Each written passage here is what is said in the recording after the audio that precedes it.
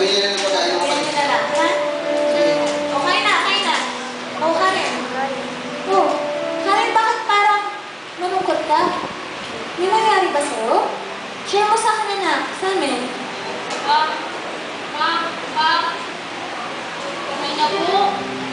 Nag-exam po kami sa mga classmate ko. Nagkupihan sila. Nag-question nga po ako eh. Oo, anak. Ano ginawa mo? Siyempre po ba? Ang tunay na Kristiyano, hindi marunong mangopya. Tama yun.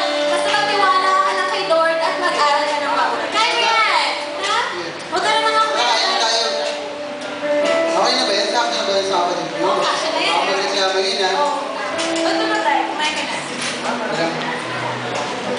Ano ba ito? Ay, hindi.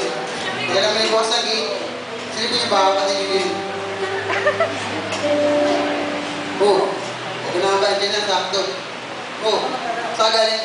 Parang pagod na pagod ka. Oo nga anak. Bakit parang pagod na pagod ka naman?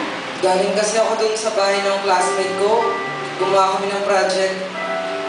Di ayun, kaayaan na napabili ng alak. Anak, bumili ng alak? Anong ginawa mo? Siyempre naman, di ba sabi nyo, ang tunay na Kristiyano alam yung tama at mali.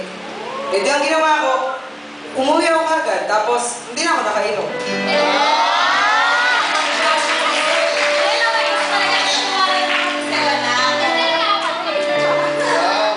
Sige, kumain ka na ba? Sige, hanap ko upuan mo, subukan na. Kaya na tayo. Oo, kasi akala namin lang kami. Dito na ako sa tabi ni Papa. Sige, sige. Ayan. Dahil dyan, hindi pa tayo nag-pray. Sakto, kasi di pa kami mag-pray. Oo. Halika na. Bago tayo kumain, pray muna tayo. Amen!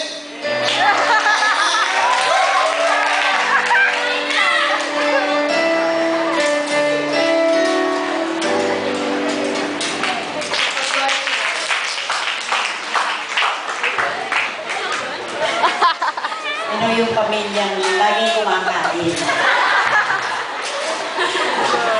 Nakakatuwa yung ating